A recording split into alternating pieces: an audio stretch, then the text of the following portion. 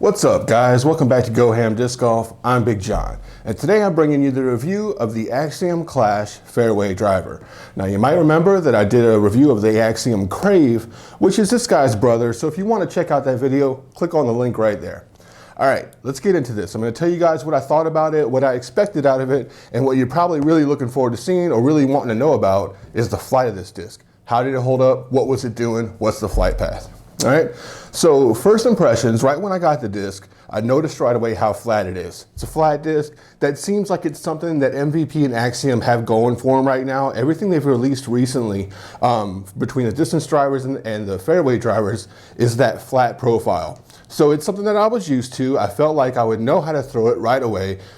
A little bit maybe about how it might fly, but for the most part, a great feel, a great profile. You can get your fingers in there good for a power grip, or you can still get them in there good for your forehand.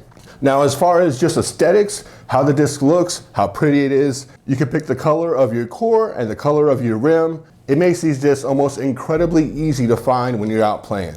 You can't lose these discs unless you got a black on black or a green on green, or you get somebody dyed up like camouflage, you're not gonna lose an Axiom disc.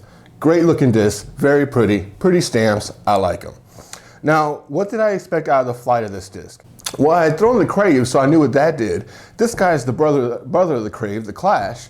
So I kind of expected it to be a little bit tighter than the Crave.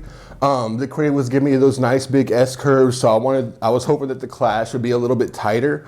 I'm gonna throw up some footage right now so you guys can see that. I'm gonna just tell you how it flew for me and what you might be able to expect out of it. Now, as I expected, the Clash it's a very tight disc. It's not a laser beam. It's not going to go straight it's not going to be a frozen rope for you between the tee pad and the basket. It's going to give you a little bit of an S curve, and I'm talking about throwing backhanded. When it gives you that little bit of S curve though, it's not squirrely, it's not too much. It's a controlled S curve, very tight, it doesn't need room to work on either side. But the biggest thing that I noticed about this disc was the fade at the end. If I was throwing the mess out of it as hard as I could, if I was throwing it kind of soft, if I was pulling back my power, no matter what I did, as soon as this disc starts to slow down, it has a really hard fade to it. And that is not a bad thing at all, guys. If you know that that fade is coming, you can play it to your advantage. Yeah, you might not be able to throw it straight down the fairway and expect it to land at the same point of release. It's gonna land a little bit to the left if you're right-handed and you're throwing backhand. But like I said, if you know that fade is coming, you can predict it, you can play it to your advantage. Now, one thing I want to mention is that this guy is 167 grams, which means that it's not going to be as overstable as one that's a little bit heavier. If you wanted to pick one up and let's just say 175 grams, that fade is going to be more pronounced and that S curve is going to be a little more tight. It's not going to give you as much room, even though the lighter weights don't give you much room either.